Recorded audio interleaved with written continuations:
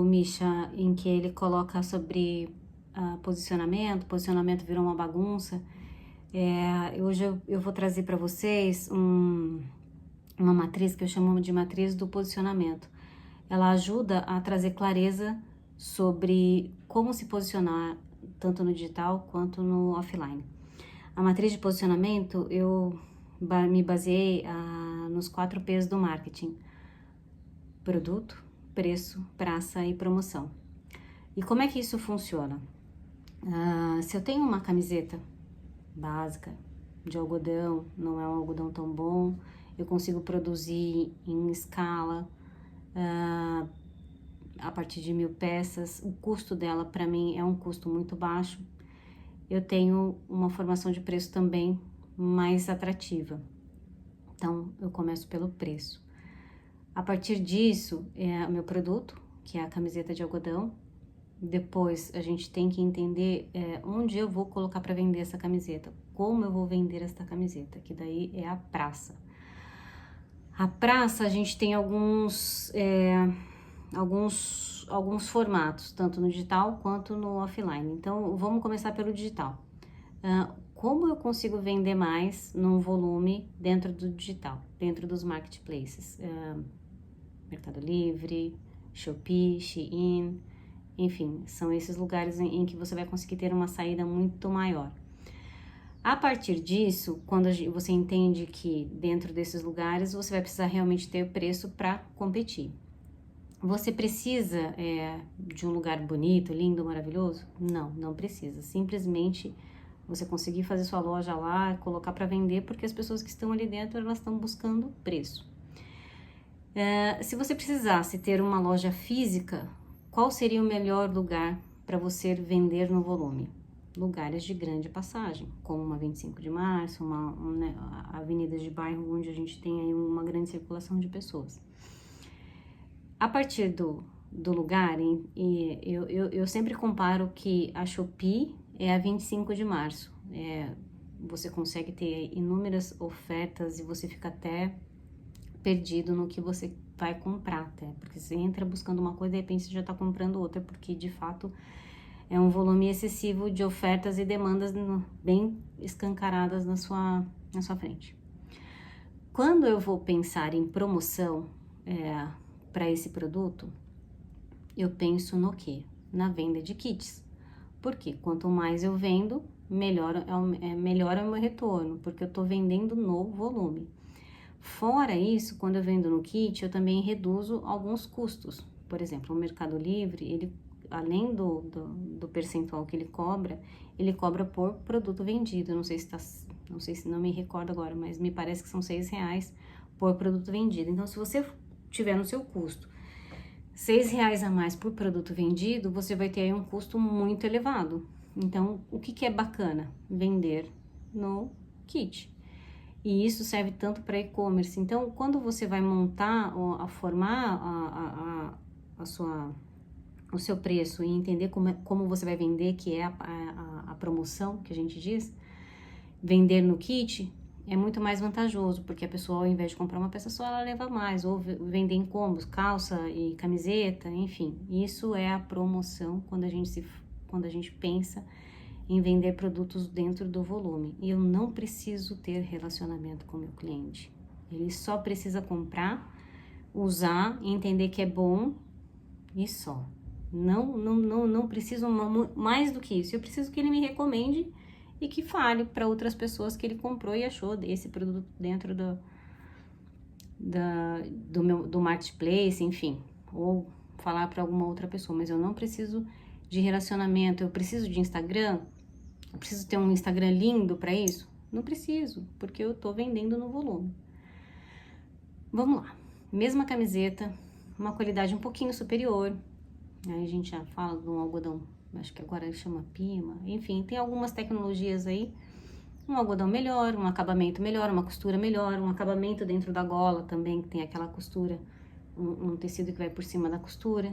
Eu consigo já ter também um custo maior na produção, um custo maior na aquisição da minha matéria-prima, portanto, a formação do meu preço de venda ele já vai ser também diferenciado.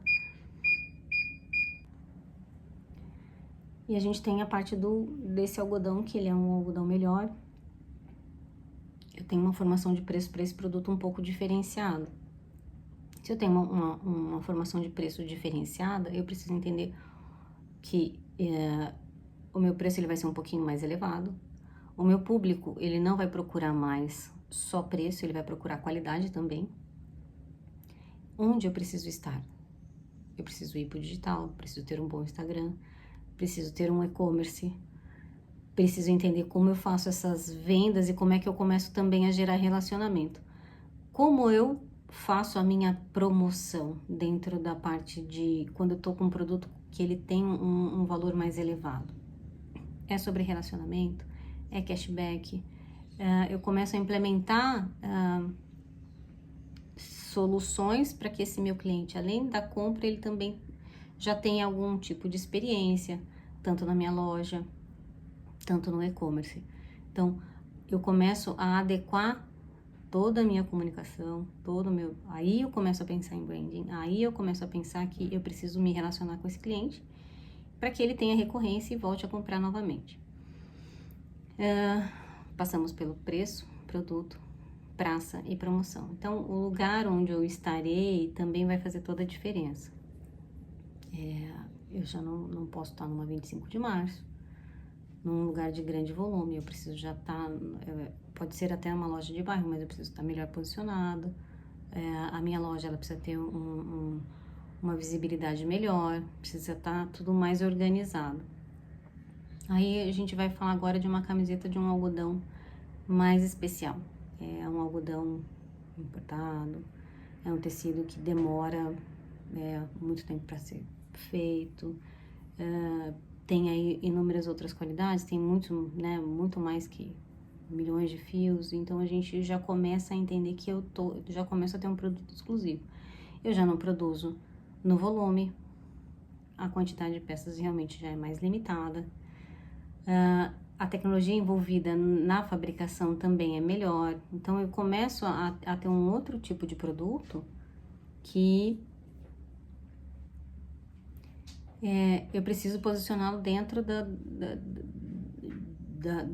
de um local, tanto e-commerce quanto um espaço físico, que ele também tenha condizência com o que eu estou vendendo.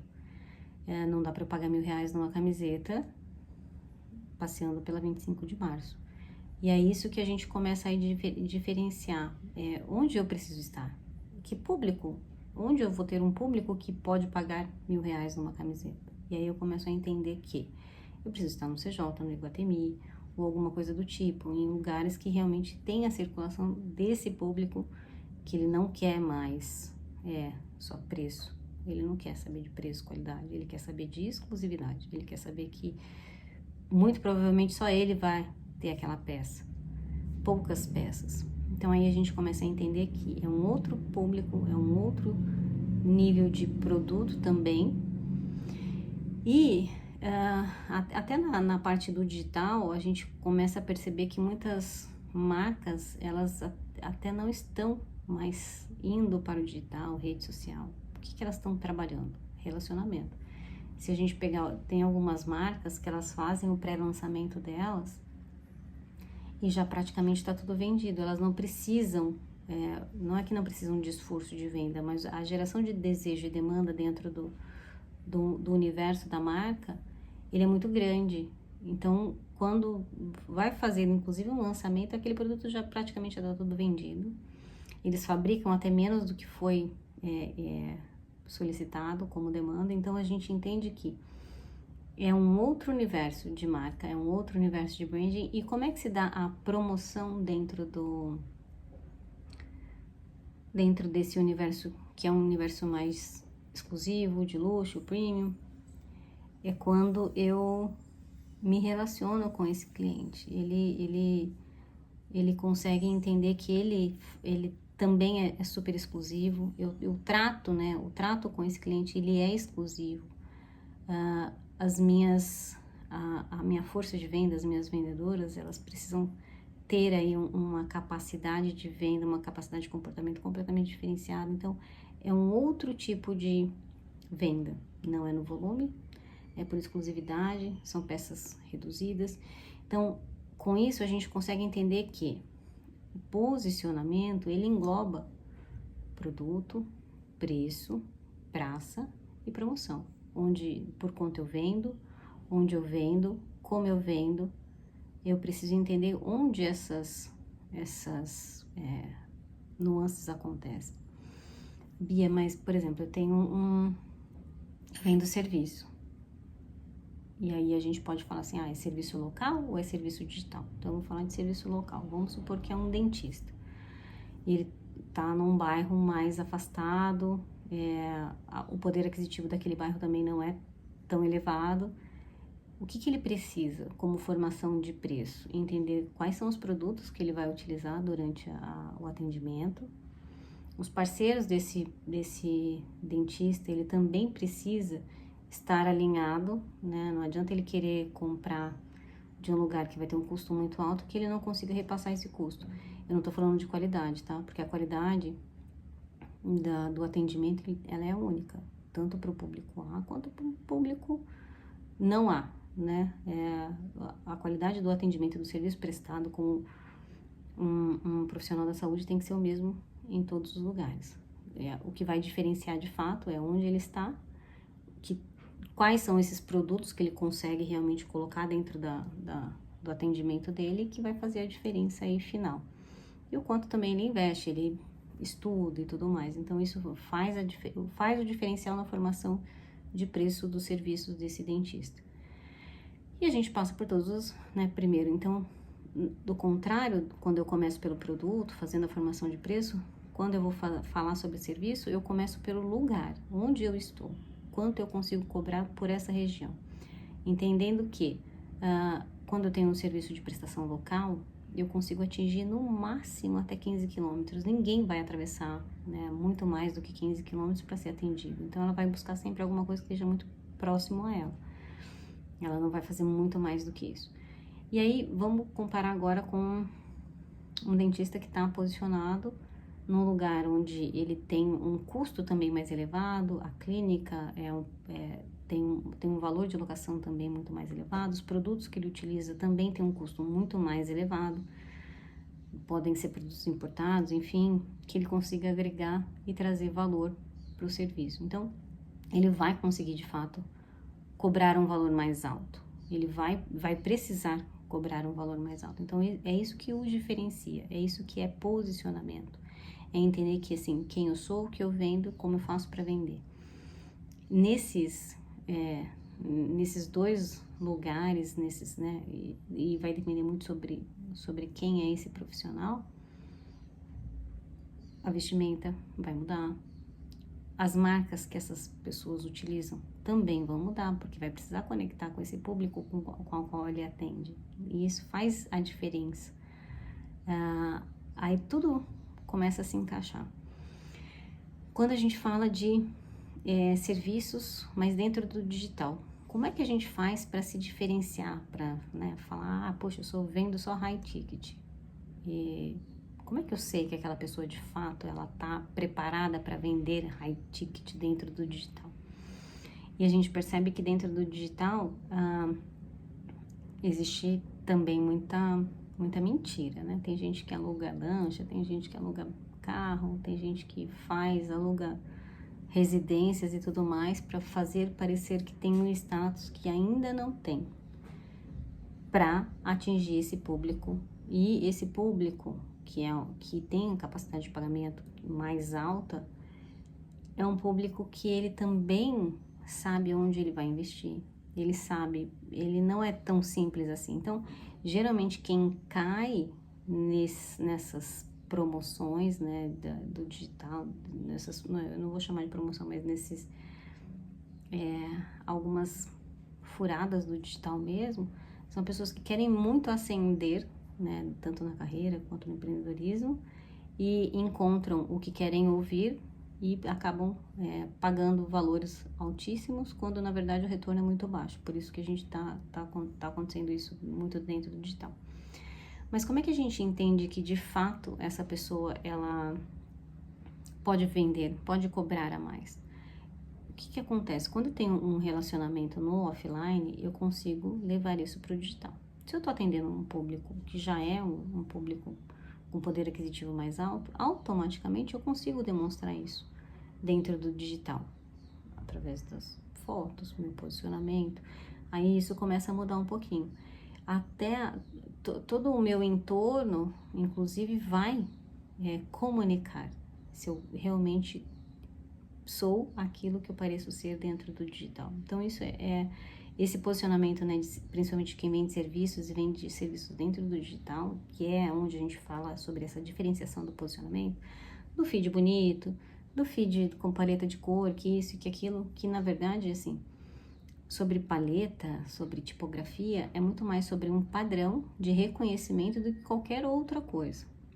É para que quando as pessoas comecem a entender meu conteúdo, elas cheguem dentro do meu Instagram e elas entendam que ali sou eu, basicamente. É para isso e por isso. Então, quando a gente pensa em posicionamento de serviços e tudo mais, a gente tem que entender assim, quem eu sou, por que eu estou, o que que eu vendo e para quem eu vou vender. O que que eu preciso comunicar visualmente, verbalmente para essa pessoa, para esse público que vai comprar de mim. Então, quando a gente começa a entender sobre que isso é posicionamento, fica muito mais claro. E eu não me perco, eu não vou querer parecer para vender para um público que de repente ele não está nem olhando para o que eu acredito que ele está olhando. Então, fica muito mais simples também entender que quais são os passos que eu preciso ter dentro do meu negócio. E eu acho que esse é o principal motivo de hoje as pessoas terem aí essa dificuldade de posicionamento, porque existe um volume de informações muito grande, ela quer adaptar tudo para o negócio dela, na esperança de querer vender, quando na verdade é tudo muito mais simples. Se ela fizer o simples, o básico, ela vai vender. Ela não precisa de todo esse movimento e nem deixar tudo que se fala entrar. Eu acho que isso é o grande problema das pessoas. Quando a gente começa, por exemplo, a empreender, a gente não saber quem a gente é, para quem a gente vende e o que a gente vende. Quando a gente não sabe com coerência isso, com clareza, a gente de fato se perde. Espero que com isso todo mundo agora tenha um pouquinho mais de clareza, de entendimento sobre posicionamento. Como se pensa posicionamento. Acho, tá bom? Um abraço.